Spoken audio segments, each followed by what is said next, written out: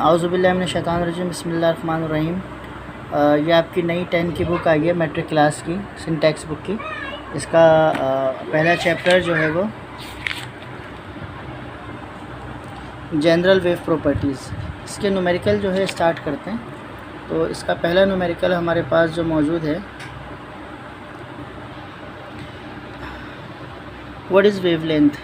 तो ये हमने आपको चैप्टर में पढ़ाया कि वेवलेंथ को जो है वो लैम्डा से शो करते हैं, ठीक है, उल्टा वाई बनाते हैं, लैम्डा है।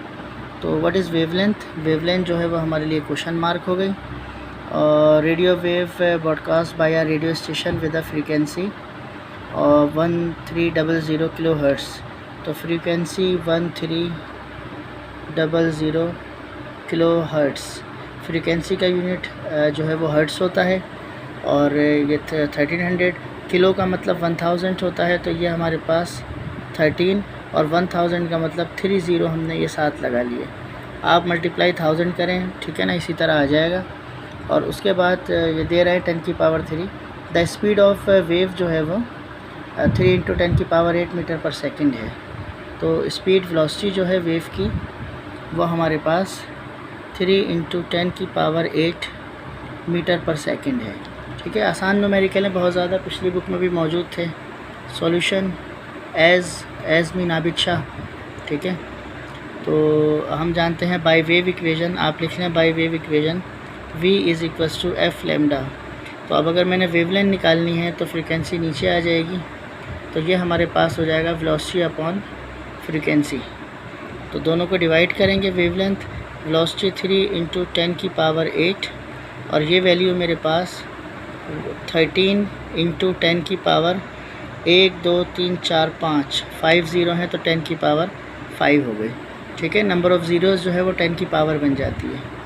तो अब आप इन्हें इन दोनों नंबर्स को डिवाइड करेंगे और इसको जो है वो इसको ऊपर ले आए। तो जब इन्हें डिवाइड करेंगे तो वैल्यू हमारे पास आएगी 0. वैसे इसे 0 पॉइंट नहीं पढ़ते, 2307, ठीक है। और इंटू 10 की पावर 8 इसको 0.23 पढ़ते हैं। ये ऊपर आ जाएगी वैल्यू, इसको ऊपर शिफ्ट करेंगे, यहाँ पावर प्लस में है तो ऊपर आकर 10 की पावर -5 हो जाएगी। बेस से में पावर ऐड कर लेते हैं। ये लास्ट ईयर जो है वो मैथ्स में हमने पढ़ लिया। तो बेस सेम है, पावर ऐड कर लेते हैं 8 - 5। तो लैम्डा 0.2307 इंटू माइनस करेंगे तो 10 की पावर 3 का मतलब 1000। जब आप इसे मल्टीप्लाई करेंगे 1000 से इस नंबर को तो 230.7 आ जाएगा और वेवलेंथ का यूनिट मीटर। ये हमारा आंसर हो गया। क्वेश्चन नंबर 2 की तरफ बढ़ते हैं। The wave moving in the pond have a wavelength इतना 1.6 मीटर। अब वेवलेंथ गिवन है आपको 1.6 मीटर की एंड फ्रीक्वेंसी जो है फ्रीक्वेंसी जो है वो 0.80 हर्ट्ज़ है। इसका यूनिट जो होता है साइकिल पर सेकंड भी होता है। डेफिनेशन भी ये होती है, साइकिल 1 सेकंड में कितनी साइकिल्स हो रही हैं। कैलकुलेट द स्पीड निकालनी है, v = क्वेश्चन मार्क। तो सॉल्यूशन मेरे नाम से शुरू, मेरे नाम पे ख़त्म। As v = by using wave equation f lambda. तो v = फ्रीक्वेंसी हमारे पास जो है वो 0.8 है और वेवलेंथ हमारे पास 1.6 है। जब दोनों वैल्यूज़ को हम मल्टीप्लाई करेंगे तो 1.28 मीटर पर सेकंड, या इसको इस तरह भी लिखते हैं मीटर सेकंड की पावर -1। तो very easy question, wave equation use हो रही है इसके अंदर, यूजिंग वेव इक्वेशन, ठीक है ना। तो ये सेकंड क्वेश्चन हो गया। थर्ड पे आते हैं। Question 3, if 50 waves passes through a point in the rope in 10 second. Time दे दिया और 50 वेव पास हो रही हैं, ठीक है ना, एक रोप से 10 सेकेंड्स के अंदर। तो डेटा में हम पहले इसकी थोड़ी सी कैलकुलेशन करेंगे। Number of waves passes through the ropes 50, ठीक है। और टाइम जो है इसका उसने दिया है 10 सेकेंड्स दिया है, ठीक है। अच्छा, अब आगे क्या कह रहे हैं वो कि what are the frequency and period of the wave, ठीक है। तो फ्रीक्वेंसी हमने निकालनी है, टाइम पीरियड निकालना है, और if the wavelength is 8 centimetre, और वेवलेंथ अगर हमारे पास 8 सेंटीमीटर गिवन है तो उसके अगर 8 सेंटीमीटर तो कैलकुलेट करें वेव की स्पीड, तो वेव की स्पीड निकालें। ठीक है, ये हमारे पास सवाल हो गया। तो solution as we know that, अब फ्रीक्वेंसी का फार्मूला हमारे पास है नंबर ऑफ़ वेव्स और पर यूनिट टाइम। ठीक है ना, तो यहाँ पर नंबर ऑफ़ वेव्स हमारे पास कितनी है, नंबर ऑफ़ वेव्स प्रोब से 50 पास हो रही हैं और टाइम हमारे पास 10 है, तो फ्रीक्वेंसी हमारे पास 5 हर्ट्ज़ आ जाएगी। तो एक चीज़ हमारे पास कैलकुलेट हो गई। टाइम पीरियड निकालना है, तो वी नो दैट कि time period is a reciprocal of frequency. तो 1/5 जब आप करेंगे तो ये आपके पास टाइम पीरियड 0.2 यानी 0.2 सेकेंड आपके पास आ जाएगा। तो ये हमने दूसरी चीज़ कैलकुलेट कर ली। थर्ड वन हमें कहा है कि उसने कि अगर ये 8 सेंटीमीटर है तो वेलोसिटी कैलकुलेट कीजिए। तो यहाँ पे कैलकुलेशन करते हैं, सेंटीमीटर को मीटर में कन्वर्ट करते हैं। 8 डिवाइडेड बाय 100 तो 0.08 मीटर, ये कन्वर्जन हो गई। अब हम यहाँ लिख लेंगे यूजिंग वेव फार्मूला। अब वेव फार्मूला क्या है, v is equals to F lambda. v आपको कैलकुलेट करने को कह रहा है, फ्रीक्वेंसी आपने निकाल ली 5 और वेवलेंथ हमारे पास है 0.08। जब आप इन दोनों को मल्टीप्लाई करेंगे तो वेलोसिटी आपके पास 0.4 आ जाएगी और यूनिट मीटर पर सेकंड। तो ये हमारे पास आंसर हो गया। वेरी इजी क्वेश्चन है हमारे पास सारे। तो क्वेश्चन 4 पे आते हैं। अस्लिंग के हैज़ प्रोड्यूस्ड लॉन्गिट्यूडनल वेव।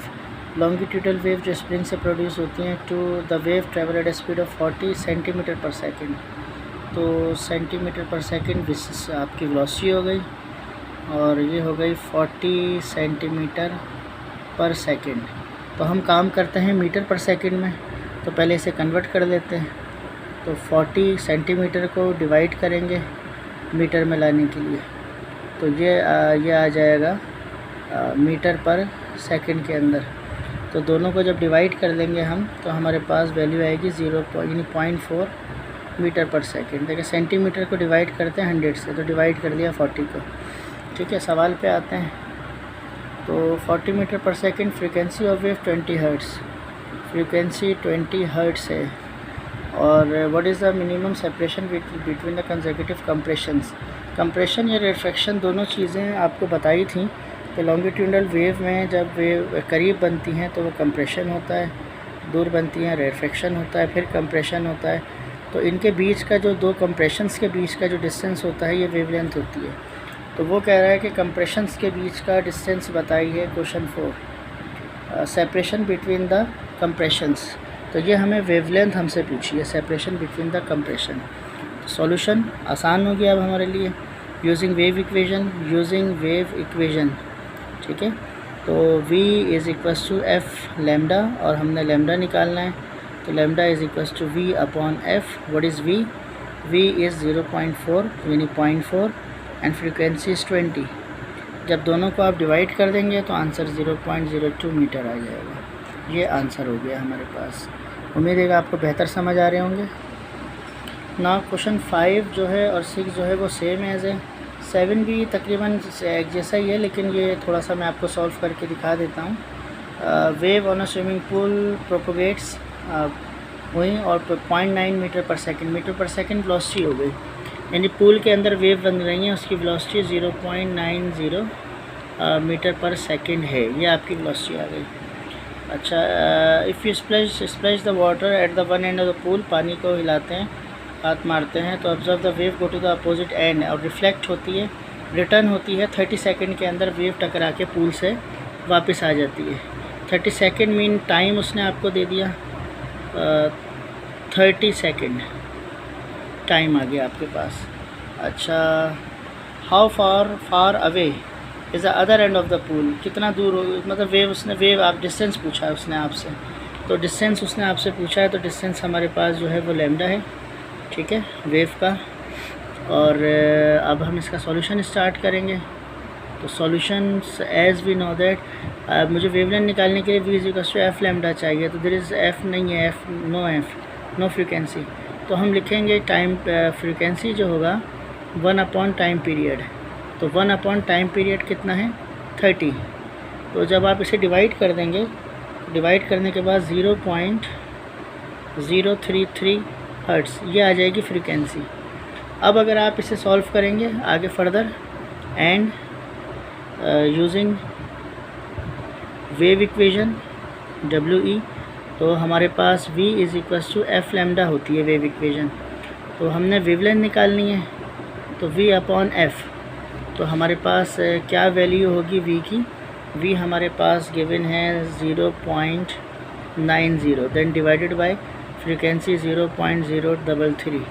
तो जब आप दोनों को डिवाइड कर लेंगे तो 27.27 मीटर, तो ये हमारे पास रिटर्न बैक वेव का जो है वो डिस्टेंस आ गया।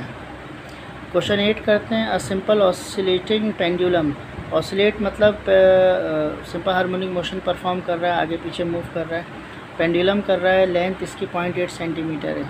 तो टाइम पीरियड निकालें, फ्रीक्वेंसी निकालें। तो देखें 0.8 सेंटीमीटर है, अगर मेरे पास लेंथ जो है मेरे पास 80.0 सेंटीमीटर इसकी अगर मेरे पास लेंथ है, तो सबसे पहले तो मैं 80 को डिवाइड कर लूँ 100 से, तो लेंथ हो जाएगी मेरे पास 0.8 मीटर, इसे तो मीटर में कन्वर्ट कर लिया। अब टाइम पीरियड भी निकालना है और फ्रीक्वेंसी भी निकालनी है, दोनों चीज़ें कैलकुलेट करनी है। तो solution as we know that, pendulum के टाइम पीरियड का formula T is equals to 2 pi L upon G and the value of G is constant 9.8। इसको सॉल्व करते हैं, टाइम पीरियड कैलकुलेट करना है, 2 पाई की वैल्यू 3.142 मल्टीप्लाई हो जाएगा, लेंथ हमारे पास 0.8 है, ग्रेविटी 9.8 है। इन दोनों को मल्टीप्लाई करते हैं, इन दोनों को डिवाइड करते हैं, 2 2 ज़ा 4, 2 4 ज़ा 8, 2 1 ज़ा 2, 2 3 ज़ा 6, ये दोनों मल्टीप्लाई हो गए और इन दोनों को डिवाइड करेंगे तो वैल्यू हमारे पास आएगी 0.0816। ये रूट पूरा कर लें तो 6.284, इसका रूट लेते हैं फिर मल्टीप्लाई कर लेंगे, तो इसका रूट लिया हमने तो हमारे पास आया 0.2856, ये वैल्यू आ गई।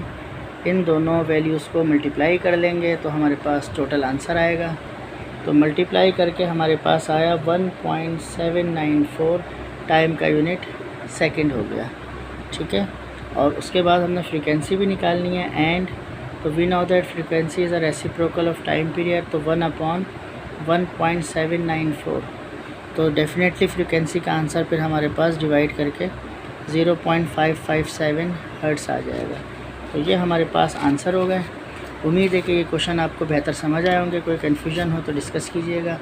अस्सलाम वालेकुम वरहमतुल्लाहि वबरकातुहू।